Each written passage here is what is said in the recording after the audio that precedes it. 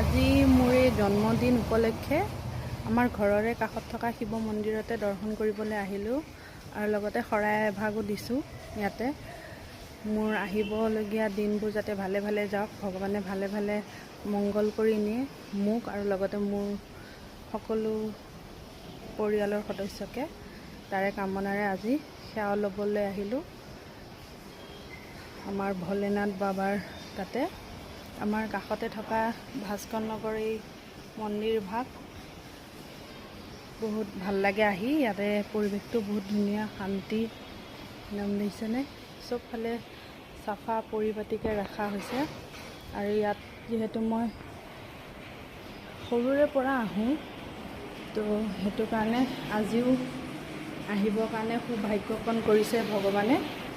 তো ইয়াতে মই শৰাই আৰু চাকি গছি জ্বলাওঁ বুলি আহিছোঁ।